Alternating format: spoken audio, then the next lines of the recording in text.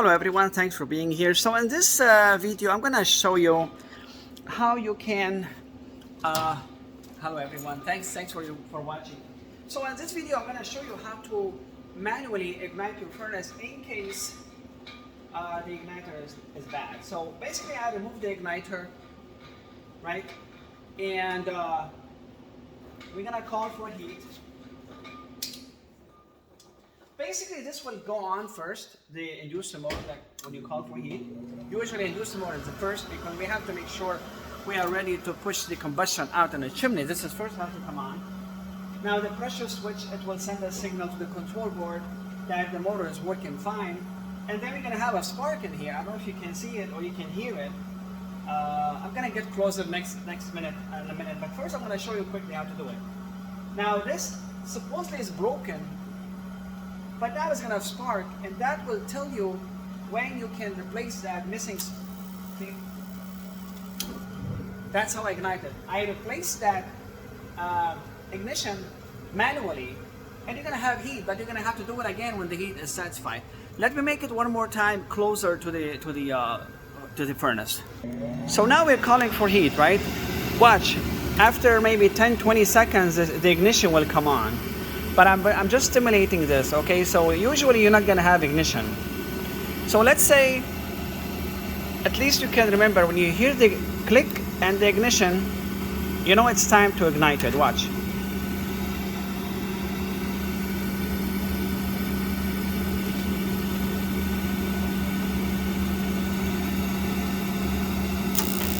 Click, and then you see the ignition. I don't know if you can see it.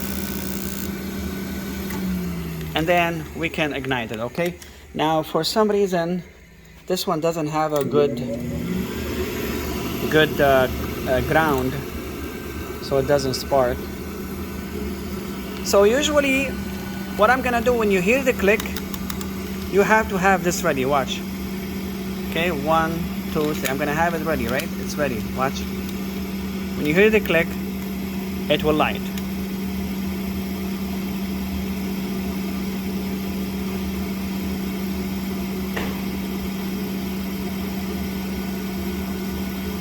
It takes 10-20 seconds sometimes.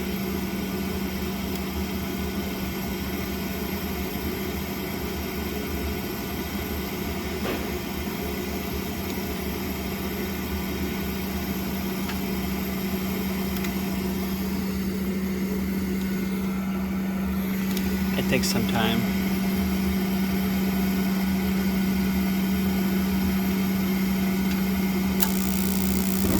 See how I ignite manually? So basically you are replacing that missing part. Now that was a stimulation. Sometime I can also disconnect it from here so we don't have ignition. And then when the furnace is stopped, you're gonna have to do it again because the igniter is bad, okay? But I will show you in a minute another thing. So be careful, sometime could be something else. Sometime could be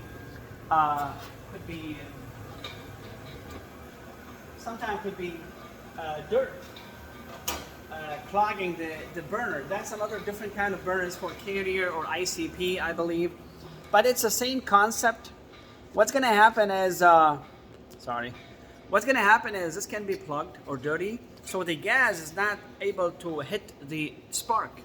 So sometimes you can see the spark is sparking, and you can hear the click, you know, like the gas is clicking, and you can hear the gas is going in, but again, it's not strong enough to go through the holes and hit the ignition and ignite. So basically what you have to do, sometimes all what it takes, if you go close to the burner like here, and you go like very slow, excuse me, I'm sorry, you get very strong, sometimes it doesn't work. You have to use a pressured air, you know, really pressured air.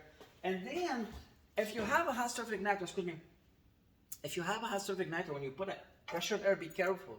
Don't go crazy because you might crack that hot surface igniter if it's you know, the one that glows. But this one is a spark ignition, so I don't care. You can go strong, and you blast it, and then when it opens, you can see it firing. But only when the ignition is happening, only when the gas is open, only when also you can ignite it manually while the spark is going on. You spark it and you ignite it, and then you can see this one is not, the gas is not going through. Okay, so there was just one scenario. And sometimes, believe it or not, the igniter is igniting, or maybe somebody didn't mount it really strong, it's loose.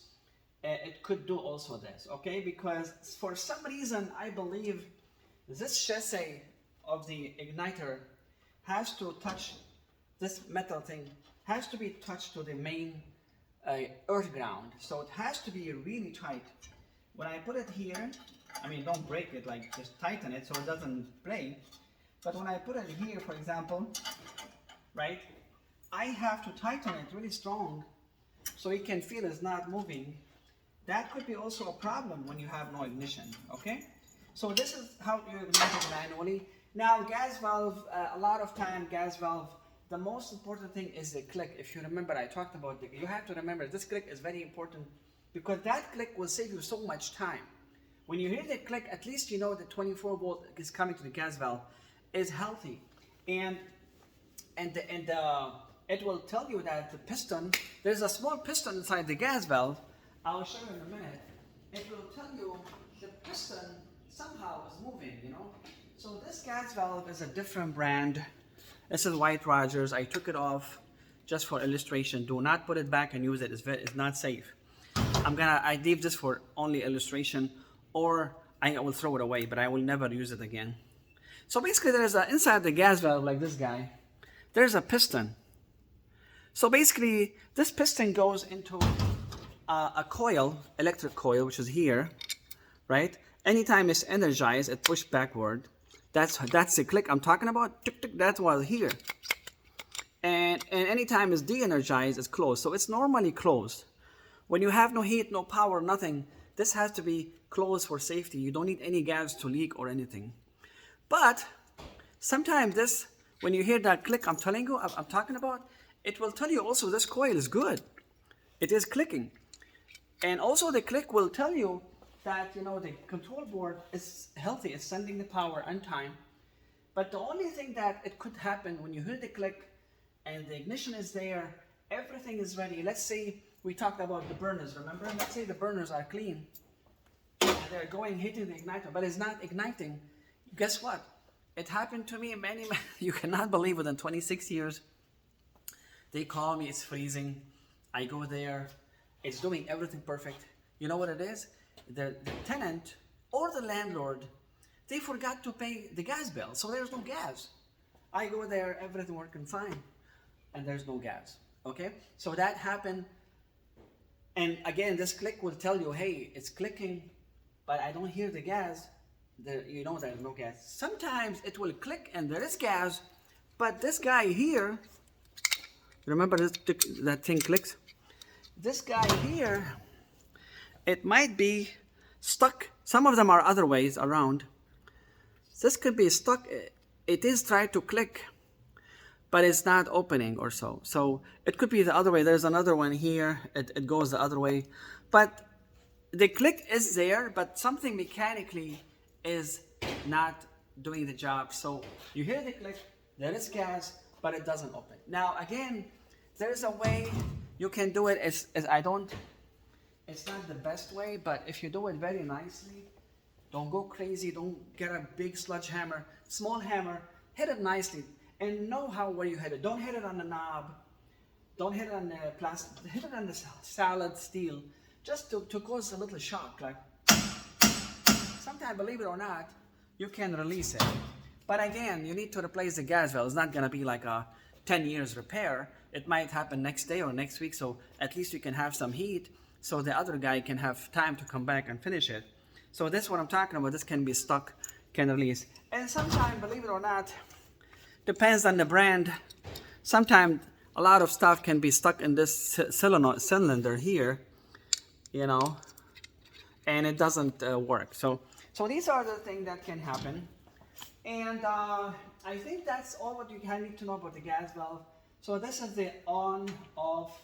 If you are working on it, you want to turn it off, you can turn it off. Now this is a two-stage gas valve. Remember, usually a two-stage gas valve, usually they have more than 2 wires, and they can say on it high and low, like this guy here. You see, I opened already. See, this is Primary main means like it's the first stage. This is common, supposed to be connected to chassis, and this is high. So if you want to test this gas valve like a ohm or resistor reading, you have to go, I believe, from here to here. You should see a reading, ohm reading. Sometimes it's very low, it could be like 0, but as long as it's not open, 0.L, which is open, and you can go from here to here to make sure that there is nothing winding open. When I say winding open, imagine here you have a winding of wires, right? And if you spread it, maybe it's 6-8 feet long, but it's a coil. This can be burned and opens. So if you check from here to here, if you see open, like completely open, I'll show you in a minute. Actually, I don't have the meter here, sorry. I apologize. I took it to my truck. So when you check from here to here and you get 0.L, which is open, you know this is broken. And also another thing you have to check from here to the chassis of the furnace. Make sure it's a healthy common to the chassis. You know, when the wire is here, this wire here, the white one, for example, you cut it and you check from here to here, make sure it's good ground. And other thing is also you can check for if there's any like if it's 100% short, you can have a burn coil which is completely shorted. Okay, so that's all what you need to know about gas. Let me show you how to remove it quickly since we are here. So basically, I'm gonna remove my gas pipe here, as you see. That's the temporary one. Then this comes off. Of course, you're gonna have a union here. You're gonna have a pigtail, which is that's usually it's like a pipe with a cap. Usually, all the dirt should go in there. Basically, you remove the harness, right? Remove the harness. Now I'm gonna show you. Of course, you have to make sure the power is off. Always, please don't touch anything when the power is on. Now, the thing I want to show you is the most important thing I want to show you is how to remove this thing, because a lot of times people, what they do, they try to put all the pressure while the thing is there, and this is really bad. Why? Because let me show you how much damage you can do if you try to remove it here. Watch. When I was new, 26 years ago, I did it, and then I was like, wow, it's so easy. I can just remove it. See, you're gonna put a lot of pressure. You might break it. So removing the whole manifold is very easy. It shouldn't be hard. It's very, very easy. Basically, there are 4 screws, right? I'm gonna try not to lose them. I'm very famous in losing screws. I lost one already. I hope I can find it. So this basically will allow you to take the whole thing out. Now watch how easy it is. If I put this on the ground, I can use my weight on top of the thing rather than using my muscles. Now I'm gonna use, I'm 183, so if I put my like almost 100 pounds on it, it's gonna be easier. So what I'm gonna do basically, what you need to do if you don't have a bench, I have a bench, but I wanna show you the typical way. You put this on the ground like this, right? And then, no matter how strong it is, you're gonna be able to take it off. Why? Because you're using your muscles. I'm sorry, using your weight, right? So I put this here, right? Watch. So when I put this here and I do like this, actually this is easy. See, it comes off. Now, let's say it's really, really hard. I can put my weight on it and it comes off, right? I remove it. Now I can use my hand. Now that was nice because a lot of time I see people, they put so much power on it. They use a big wrench. It's like there's like they think there's like a 2000 psi of whatever petroleum in there, but there's not. So this comes off. Now remember, always there is an arrow. You have to follow it. It should face the manifold. Okay, here. Now I'm gonna show you how to put them. I prefer this guy, the pipe dope, which is less, it doesn't break down, put on it. We hate it because it's so messy. So we like basically Teflon. Teflon is what we like, but you have to know how to use it.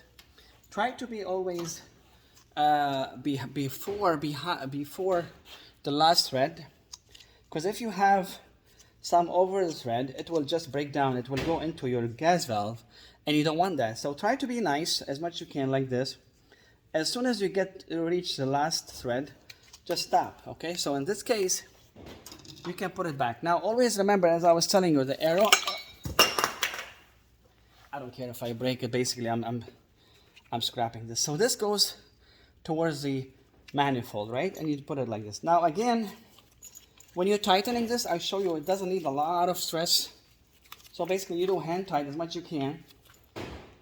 I think that, see, I'm gonna try to make sure I'm facing up this way. So what's gonna happen is I'm gonna put this back like that, and I'm almost there. That's it. I don't need any more. I go another one like this, and then another one like this, and that's it. You know, if you keep going stronger, you're just wasting your time, and it's gonna get harder. And whoever is gonna replace that gas valve later is gonna be crying. So when you put it back, remember, let me just fix this. I'm sorry. Okay, when you put it back, these has to go into the orifices. And while you have this off, try to poke it with something fine. Sometimes can be dirt in the orifice. Believe it or not, a lot of time you see one burner slower because something is stuck in here. You can poke it or blow it with the air, whatever you want to do. And then when you put it back, make sure the orifices go into these holes. You know, the burner's hole? Okay? Put it back like this. Right? And that's it. Now, if I can find the screw, I found one at least, so I can survive. Right? Now I did, yeah, they are here. So basically you got the idea how to put it back. And the idea also is when you put the other pipe, you know, when you put the other pipe in here, again, don't go crazy. You know, I'm gonna just make it straight so I can see it like this. Okay, that's all what you need to do for the gas valve, okay? Gas valve also, by the way, is adjustable. I'm using this temporarily. I should put Teflon, but I'm using this temporarily for test. So don't do like me. I'm just doing this for a short time, but it's not for a long time, okay? So this gas valve is not adjustable, unfortunately. Some of them are. Like some of them have like a opening. You can adjust the gas pressure. I think this one has something here. I'll show you in a minute. This one also, I believe, has adjustment in here. Some of them have, some of them don't. But this one, yeah, it doesn't have it, no. I will show you one that I'm talking about. You can adjust the gas pressure, because sometimes gas pressure can be strong. So this one here is adjustable. And remember, this is only a single stage, okay? So this one, let's say I usually put my hand on the duct, and I know from the temperature if it's too high or not. So I put, let's say there's duct in here, I put my hand on it, I can feel the duct is really, really hot. I put my thermometer, the air temperature is like 170, 160, it's too hot. You don't need more than 130 and minimum 100. So what I do to make less wear and tear on the furnace, I usually adjust it. You can adjust that. Again, it's not easy, it's complicated, takes a lot of time. Because every time, I usually what I do, now remember this is clockwise, more gas, counterclockwise, less gas. So what I do usually, I look at the burners and I go all the way to the lowest possible. All the way to the lowest possible. And I can feel the burners are kind of weak. And I start from there, but I have to let it run for like 10 minutes. I put my thermometer, if it's like 90, I give it one complete round, like this, and I give it another 10 minutes. If it goes to 110, 115, it's perfect. I stop it. That's how you adjust it, okay? Again, I don't recommend homeowner to do it. It's complicated, but as long as you get the idea what I'm talking about, we should be good, okay? So I think that's all for the gas valve. We're gonna now, I will show you the next video how to remove the the inducer motor. Okay, thanks for your time. I appreciate it.